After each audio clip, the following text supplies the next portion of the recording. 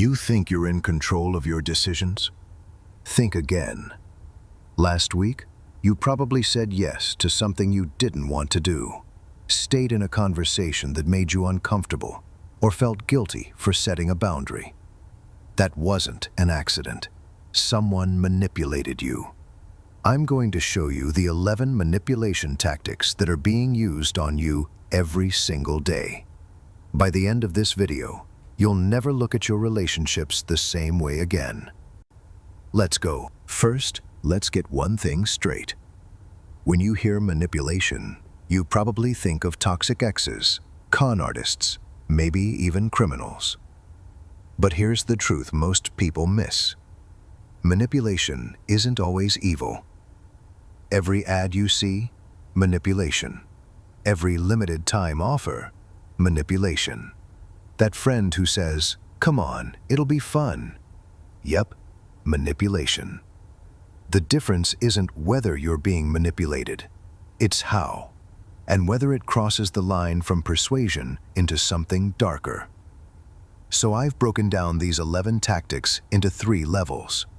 The everyday stuff we all do, the toxic relationship red flags, and the get out now danger zone. Let's start with level 1. Level 1, tactic number 1, charm. You know that person who's just too nice? Like suspiciously nice? On dating apps, they call it love bombing. Day 1, you're amazing. Day 2, I've never met anyone like you. Day 3, I think I'm falling for you. Red flag? When someone's charm feels like a sales pitch.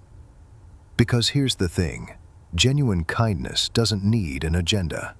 But charm wants something. Tactic number 2, reason. This one's sneaky because it sounds so logical. If you really cared about the team, you'd work this weekend. It just makes sense to split the bill, even though I ordered the lobster and you had a salad. The manipulation? Using logic to make you feel stupid for saying no. Pro tip, if someone's argument sounds flawless, but your gut says no, trust your gut. Logic can be weaponized. Tactic number 3, pleasure induction. Come on, don't be boring. Everyone's doing it. Live a little. This is the fun manipulation, also known as peer pressure's fancy cousin. Same energy, better marketing. Making you feel like a killjoy for having boundaries. Seen it in friends pressuring you to drink, coworkers guilt-tripping you into after-work drinks, that ex who called you no fun when you said no.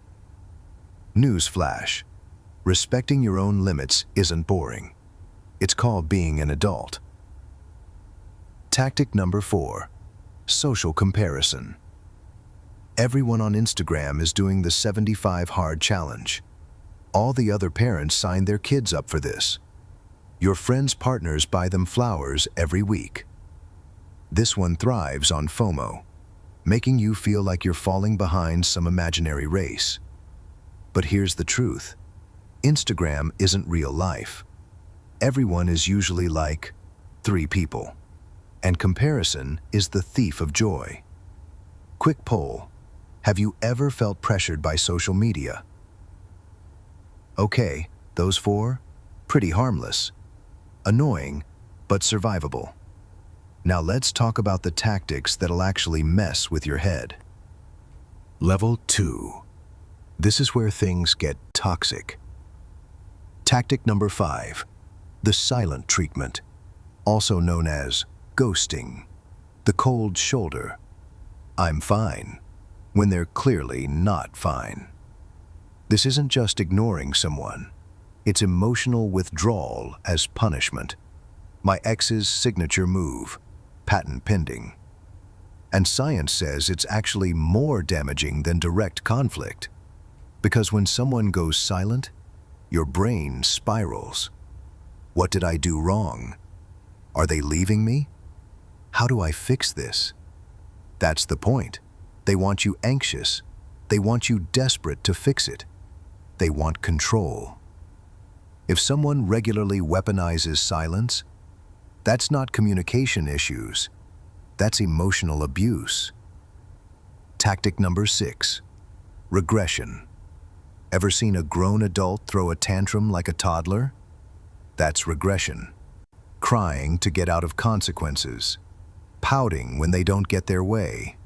Playing helpless so you'll do everything for them. The manipulation? Making you feel like the bad guy for having expectations. You're making me cry. I can't handle this. You're so mean to me. Nope, you're not mean. They're just manipulating you through fake vulnerability. Tactic number 7, self-abasement. I'm so stupid. I'm the worst. You should just leave me. Sounds like low self-esteem, right? Sometimes it is, but sometimes it's a trap. Because now you have to reassure them, comfort them, prove you won't leave. And if you try to actually address the problem, see, you do think I'm terrible. It's manipulation disguised as self-hatred. Tactic number 8, responsibility invocation. But you promised. After everything I've done for you, a good partner would do this. This one's guilt-tripping 101, making you feel like you owe them. And fun fact, research shows extroverts love this tactic because they're good at making you feel like you're breaking some social contract. But here's the thing, promises can be renegotiated. Relationships aren't debts, and obligation without consent is just coercion with extra steps. Quick pause. You might be thinking, isn't this just stuff women do? Studies show men and women use manipulation equally. The only difference? The tactics they prefer. Women lean toward silent treatment and guilt. Men lean toward reason and coercion. But both equally manipulative. So before you comment, "This is about my ex-girlfriend," maybe check if you've done some of this too. Because here's the thing, we've all manipulated someone. The question is whether we're honest enough to admit it. Yeah, that's what I thought. Okay, level 3, the danger zone. Those were toxic, but survivable. Now, we're entering the call the police territory. If you recognize these next 3 in your relationship, get help today. Level 3, get out now. Tactic number 9, coercion. If you leave me, I'll hurt myself. Do this or I'll ruin your reputation.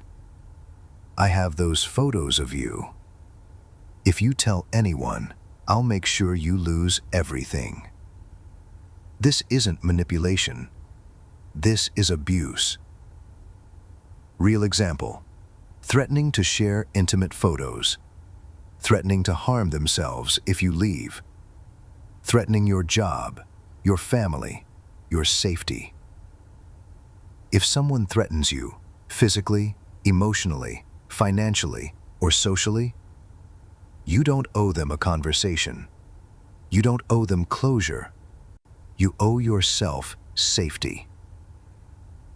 Document everything. Screenshot messages. Tell someone you trust. Get out. Tactic number 10, hardball. Physical intimidation. Blocking your way. Grabbing your phone. Throwing things. Pushing. Hitting. Hurting you. There's no gray area here. Physical aggression is never okay. Not when they're drunk. Not when they're stressed. Not when they apologize after. Not when they didn't mean it. You deserve safety. Full stop. Tactic number 11, monetary reward. Do this illegal thing, and I'll pay you. Invest in my crypto scheme. You'll be rich in 6 months. I'll take care of all your bills, but you have to do what I say. Money manipulation comes in 2 flavors. 1.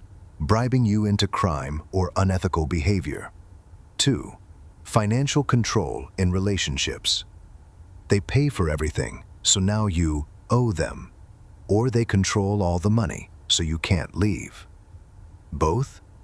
Traps. How to spot it. If someone's offering you money to compromise your values, your safety, or your independence, that's not generosity. That's buying your compliance. So why do people do this? Psychology has answers. People high in extroversion love guilt-tripping and responsibility tactics. They're social, they know how to work a room, and they know how to make you feel like the bad guy. People low in agreeableness, more likely to use coercion and hardball. They don't care about being liked, they care about winning. And people high in something called Machiavellianism, they're like manipulation black belts. They use all of it, strategically, without guilt, and they sleep just fine at night. But here's the uncomfortable truth. You've probably done some of these too. Maybe you've given someone the silent treatment. Maybe you've used, but you promised, to get your way. Maybe you've charmed someone into doing you a favor. The question isn't if you've manipulated. It's whether you're willing to recognize it and stop. Because awareness, that's the first step to change. All right, here's your manipulation detector toolkit. 3-second check. Number 1, the pressure test. Feeling rushed to decide? That's a red flag. Number 2, the gut check. Logic says yes, but your gut says no. Trust your gut, always. Number 3, the pattern check. Once is a mistake, twice is a pattern. 3 times, that's their personality. Now, your turn. Comment below. Which tactic have you experienced? I'll go first. Number 5, silent treatment. From multiple people. Apparently, I attract emotionally unavailable humans. Working on that. And if you want more videos on dark psychology, toxic relationships, and how to protect yourself, that subscribe button right there. It's free, and it might just save you from your next manipulator. Because the best defense against manipulation is knowing exactly how it works. See you in the next one.